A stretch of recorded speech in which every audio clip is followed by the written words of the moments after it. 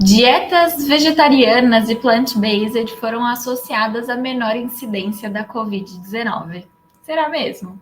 Artigo fresquinho, acabou de sair do forno, dia 9 de janeiro de 2024. Ele foi publicado, um estudo feito no Brasil, no Hospital das Clínicas de São Paulo, e ele levanta essa hipótese.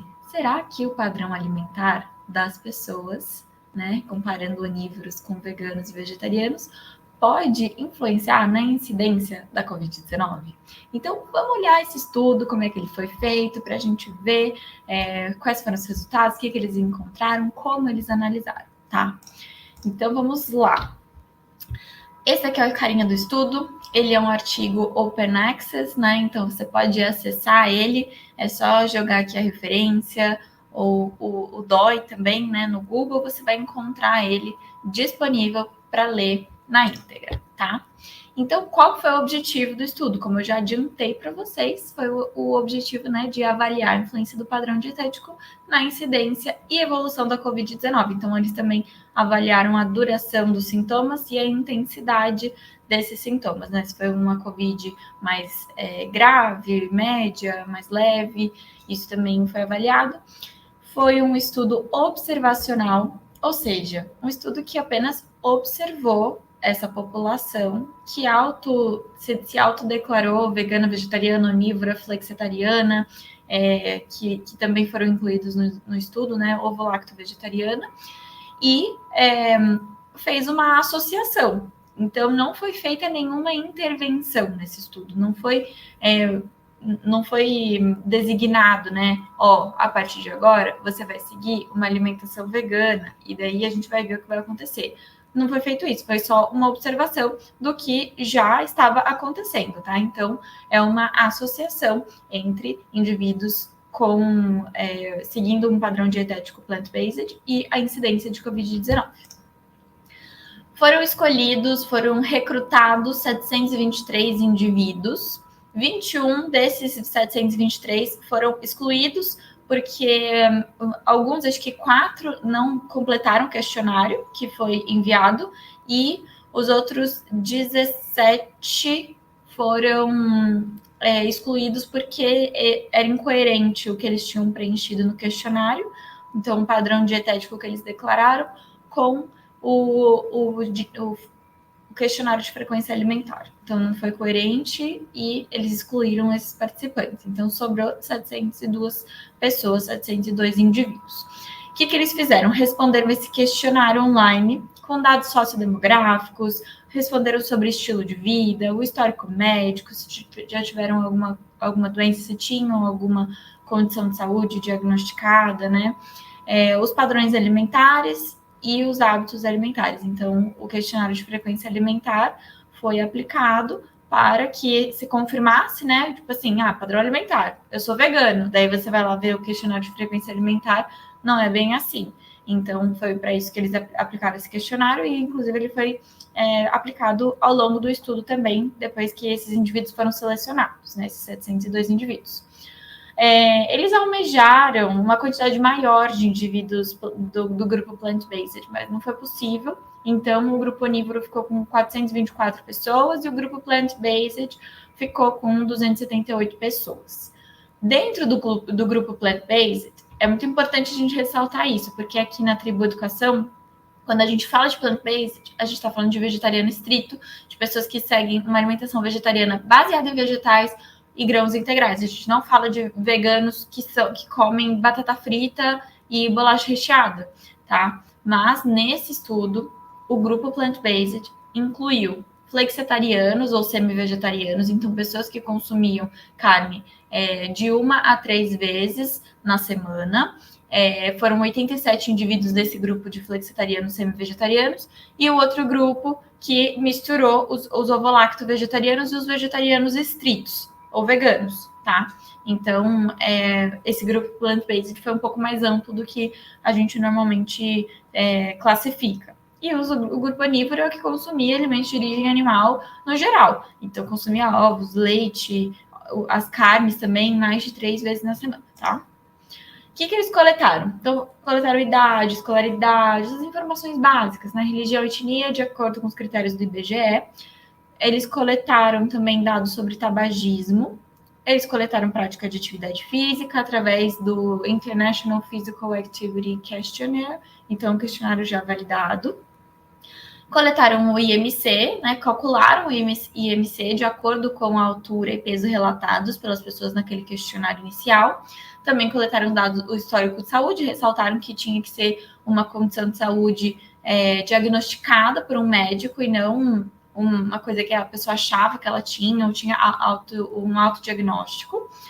Também coletaram informações sobre isolamento social, vacinação, exposição ao vírus. Então, se era o tipo de pessoa que só fazia o home office e saía para fazer compras, ou era uma pessoa que saía todos os dias para trabalhar, ou uma pessoa que viveu como se não houvesse pandemia. Isso também foi coletado. E, na verdade, essas questões não tiveram tantas diferenças, tá? Entre o grupo plant-based e o grupo onívoro. E também o questionário de frequência alimentar, tá? O que aconteceu? Então, a maioria dos dados, né, tá bem parecida entre um grupo e outro, como, por exemplo, a porcentagem de homens e mulheres foi bem parecida, de idade também. Em relação à atividade física, teve uma diferencinha, não foi relevante, mas teve. E também em relação ao IMC, também teve uma diferencinha. Então, como vocês podem ver, está destacado ali, né? Então, o grupo vegano, o grupo plant-based, 68,3% praticava atividade física. E no grupo onívoro, 57,7% das pessoas praticavam atividade física. Então, vamos falar em porcentagem, porque os grupos tinham uma quantidade de pessoas bem diferente. Então, se a gente for comparar, a gente vai precisar comparar a porcentagem para a gente entender a proporção quanto que essas pessoas estão representando dentro do grupo delas, né? Porque o grupo de plant-based tinha a menor quantidade de indivíduos. IMC também, então, dentro do IMC, né, que a gente sabe que é um método de avaliação corporal bem simplista, assim, só vai pegar altura e peso mesmo, mas era um dos quesitos, né, que aumentava o risco para a Covid-19. Então, dentro do IMC de eutrofia, que seria 18,5 a 24,9, a gente tinha 45% do grupo onívoro, e no grupo plant-based a gente tinha quase 60%, tinha 59,4%. Então, tínhamos menos indivíduos dentro da faixa de sobrepeso e obesidade, de acordo com o IMC, no grupo plant-based, tá? Em relação à Covid, então, a gente tinha uma incidência da Covid-19 de 48,4% no grupo onívoro e... desculpa, gente, estava lendo o dado errado. Então, sem incidência de Covid-19, tínhamos 48,4% no grupo onívoro e 60,1% no grupo plant-based. E daí, depois eles coletaram a informação da Covid, que teve sintomas um pouco mais brandos e sintomas mais moderados a severos, e que também teve uma pequena diferença. Então, realmente foi observado essa diferença relevante. E daí, na discussão, eles estavam explicando, né, criando ali hipóteses também do porquê que isso se daria, por que teria essa diferença entre o grupo onívoro e o grupo vegetariano. E o que eles levantaram foi que, de fato, de acordo com o questionário de frequência alimentar, o grupo plant-based teve o maior consumo de cereais, de frutas, vegetais, nozes, sementes, óleos vegetais, e também um menor consumo de laticínios, ovos e carnes. Então, foi um grupo que consumiu mais fibras, consequentemente, foi um grupo que consumiu mais polifenóis, consequentemente, foi um grupo que consumiu menor quantidade de gordura saturada, nada de colesterol. Então, a gente tem argumentos também para falar, os indivíduos plant-based, eles eram mais saudáveis. Já eram indivíduos que estavam com o IMC, né, o menor índice de sobrepeso e obesidade, segundo o IMC, como eu falei para vocês, e também o consumo desses nutrientes. Então, através desses alimentos, do maior consumo de vegetais, mesmo de cereais, frutas, verduras, legumes, nozes, castanhas, sementes, a gente também tem o consumo de nutrientes, como os polifenóis e as fibras, que reforçam, que dão força, né, para as células do sistema imunológico, que estão aonde? No nosso intestino. O nosso intestino gosta muito de fibras, gosta muito de carboidrato, né, da fonte correta, então que seriam dos grãos, principalmente, e dos vegetais. O nosso intestino também gosta muito dos polifenóis, então tem uma associação grande também em relação ao consumo de polifenóis e a saúde intestinal, e o intestino não gosta de gordura saturada, que produz LPS, que vai aumentar os marcadores inflamatórios no intestino, e as células intestinais, as células imunológicas intestinais vão ficar tristes com a gente, não vão querer trabalhar direito.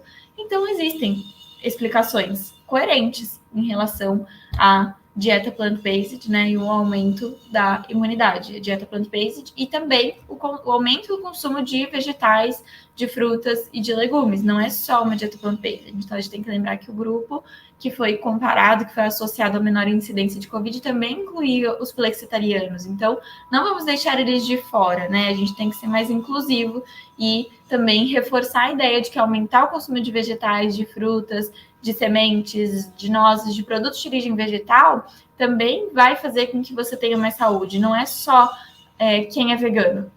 Só vai ser saudável se você for vegano. Não, no meio do caminho tem muita gente muito saudável que consegue aumentar o consumo de vegetais, e às vezes, por aumentar o consumo de vegetais, também diminui o consumo de carnes, o consumo de gordura saturada, e acaba tendo mais saúde, tá? Então, não é só o grupo que excluiu completamente os alimentos de origem animal.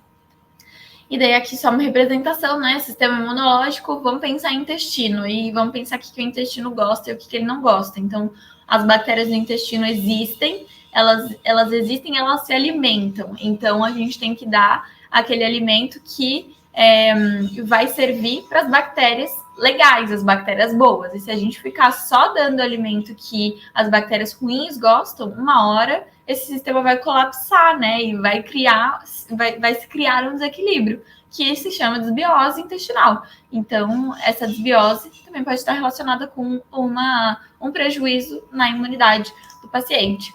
Então, gente, para finalizar aqui, né? É um estudo muito legal. A gente tem que sempre ter em mente que é uma associação, que é um estudo observacional, mas que ele pode abrir portas para que estudos mais robustos, estudos com intervenções, estudos de revisões, sejam feitos para a gente realmente conseguir colocar uma coisa como condição da outra, né? No final do estudo, eles até recomendam que a dieta plant-based seja utilizada como um fator de proteção para a COVID. E eu acho que é uma recomendação que não é uma recomendação extremamente embasada, mas é uma recomendação que não vai causar nenhum malefício, que não vai trazer nenhuma consequência negativa. Pelo contrário, né? Então, vai trazer muitos benefícios para o paciente, e esse de diminuir a incidência de Covid pode ser só mais um deles. Pode ser uma possibilidade. Você tem chance de se prevenir um pouco mais dessa doença se você consumir uma dieta plant-based. E ainda, se você consumir a dieta plant-based, você colhe mais esses 15 benefícios aqui. Você vai querer? Né? Então, trazer essa ideia também. E, é claro, a gente reconhecer a ciência aqui no nosso país, que foi capaz de publicar esse estudo muito legal, que, como eu falei antes, abre portas. Então, abre portas para a gente estudar mais sobre esse assunto, tá? Então, eu espero que vocês tenham gostado desse artigo, da apresentação desse artigo. Se tiverem alguma dúvida, se tiverem algum comentário, alguma coisa que vocês queiram acrescentar, fiquem à vontade nos comentários. E a gente se vê no próximo vídeo.